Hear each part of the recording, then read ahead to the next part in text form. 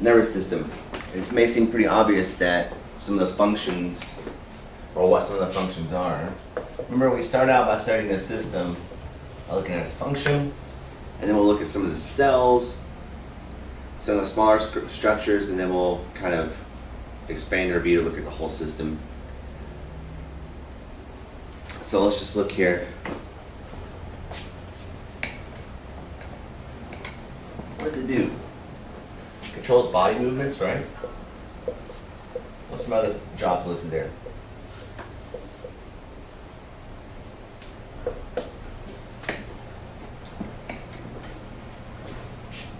Controls your senses. Sensory functions. So we'll just call that info in, right? Takes info in from the environment and lets you make sense of that. Also does things like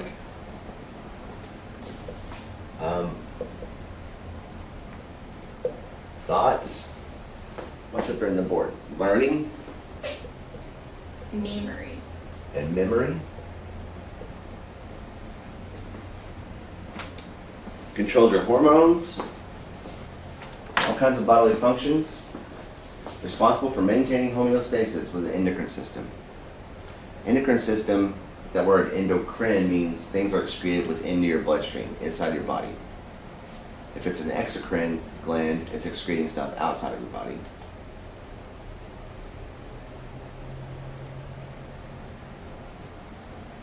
Can you see the slides?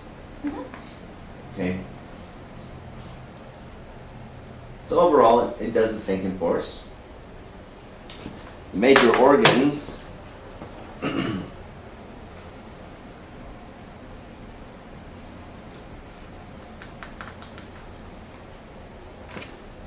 get about 3 parts. Okay. Brain, obviously. Spinal cord. And basically everything else consists of your peripheral nerves. And then we got our sensory organs, which we could consider part of the nervous system, but we don't really classify them under that. Like our eyes, our ears, our nose, things like that.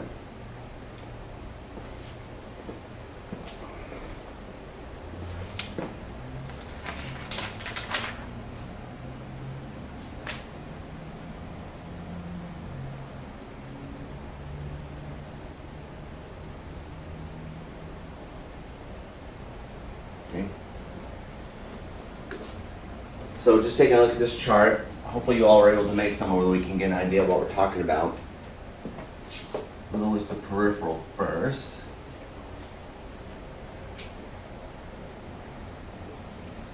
And then we said the brain and the spinal cord consist of the CNS. So that means everything else is under there.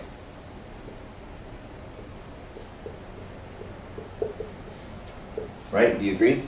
Yep. Okay. And the divisions of the CNS are pretty easy. My brain and spinal cord is going to tell me to do 1 or 2 things, okay? Or it's going to have one or two jobs, basically.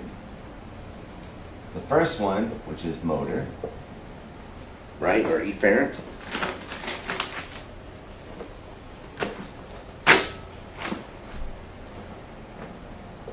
It's also known as somatic.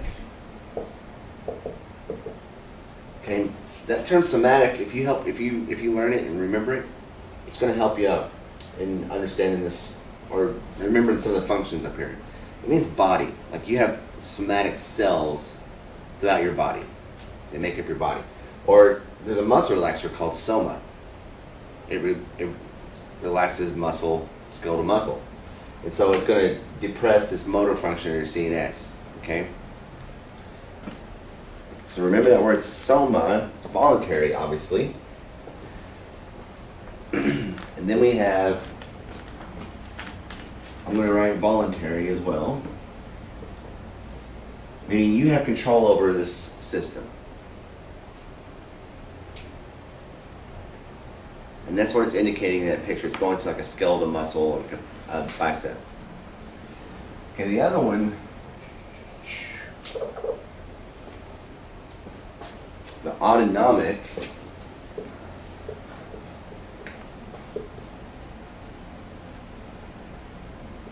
aka visceral,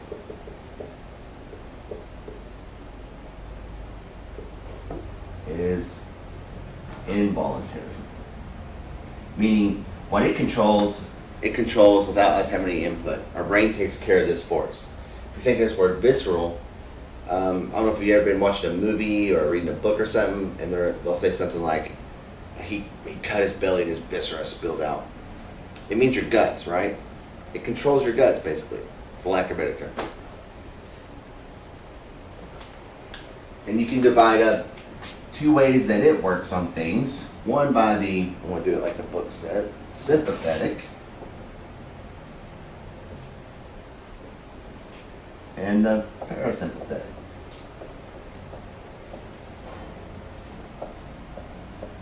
And both still involuntary. We'll look at those uses energy and consumes energy titles a little bit later here when we read it. Let's just go ahead and do it now. I'm looking at page 145. It says the organs of the PNS are the nerves and ganglia. Nerves are bundle fibers, such as muscles. That's a weird sentence. Cranial nerves, 12 pairs, and spinal nerves, 31 pairs. They extend from the CNS to peripheral organs, muscles, and glands. Ganglia are collections or small knots of nerve cell bodies outside CNS. Looking down here. Finally, the afferent, the motor division, the last paragraph on 145, is subdivided into the somatic and nervous systems and the autonomic nervous systems.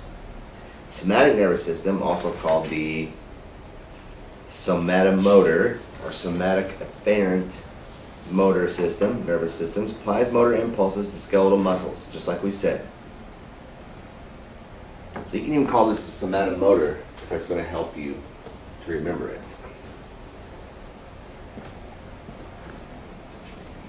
Because these nerves permit conscious control of skeletal muscles, the somatic nervous system is sometimes called the voluntary nervous system.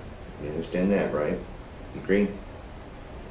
The ANS, also called the visceral afferent nervous system, supplies motor impulses to cardiac muscle, smooth muscle, and glandular epithelium. It is further subdivided into sympathetic and parasympathetic.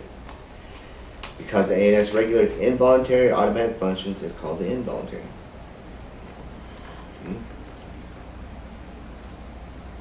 So just like we said.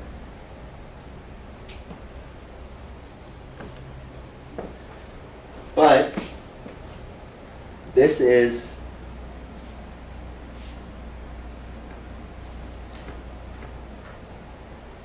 where's the information flowing from here? It's coming from top down, right? This information, your brain and your spinal cord is supplying your body with information on what to do. It's having an effect on you. So that's why we call it afferent or division, motor division. Because there's an effector. You get cold, your muscles start to shiver. That's an effector. Okay, or you touch something hot, you move away, your brain is having an effect on your muscles. The other side, okay, let's start at the bottom here. We also have a visceral. Alright?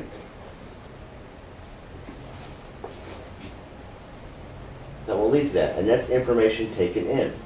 And they got a picture of a stomach there. So what kind of information goes from your stomach to your, traveling back up to your brain?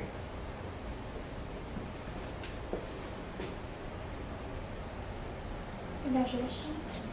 Digestion, maybe? What if I don't have any digestion because there's no food in my Pretend stomach? you're hungry. I'm hungry. So it's information received, taken to the brain. So they can have an effect of, hey, you need to go grab something to eat, dude. Right? And then, so you got your guts telling you what to do, basically. And then you've also got your sensory information coming in. Okay? this is your body telling you that it's too cold outside. Your skin it has receptors for heat and cold. Right.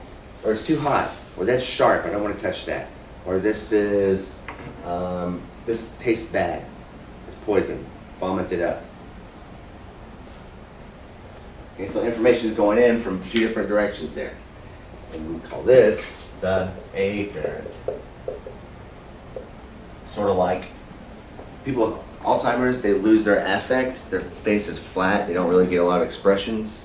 Okay, they don't have a lot of